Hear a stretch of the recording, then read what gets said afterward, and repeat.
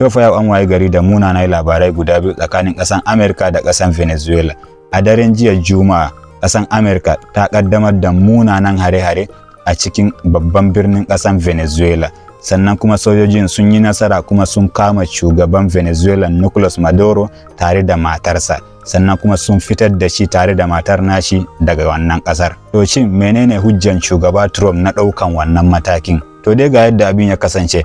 A daren jiya Juma'a, rundunar sojojin ƙasar Amerika sun ƙaddamar da munanan hare-hare a cikin babban birnin ƙasar Venezuela. Kamar yadda kuke gani, shugaban Amerika Donald Trump da kanshi ya ce ƙasar Amerika ta ƙaddamar da munanan hare-hare a cikin Venezuela.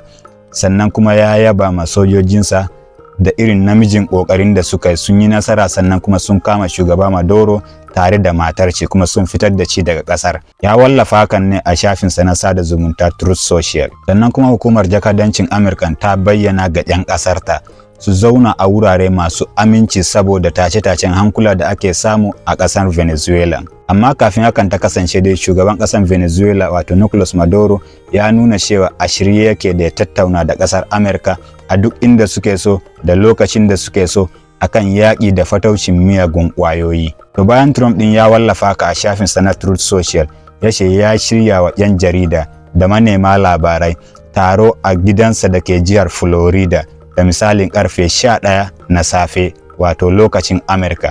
A Najeriya zai kama karfe 5 ne. To wannan taron dai ana sa rai zai kunshi bayanai kan dalilin yin wannan harin da kuma yadda aka aiwatar da shi har aka yi nasara, sannan kuma da yadda aka bi aka kama shugaban ƙasar Venezuela wato Nicolas Maduro, sannan kuma da shirin Amurka na gaba. Ta bangaren ƙasar Venezuela kuwa har yanzu dai babu cikakken bayani sosai. To shin shugaba Nicolas Maduro zai bayyana a wannan taron ko Trump ne kawai zai yi bayani? Lokaci ne kawai zai iya bamu wannan amsa. To za mu ci gaba da sanya ido tare da zuwa mu sanar da ku duk halin da ake ciki. Kar ku manta da yi mana like, share, subscribe. Nagode.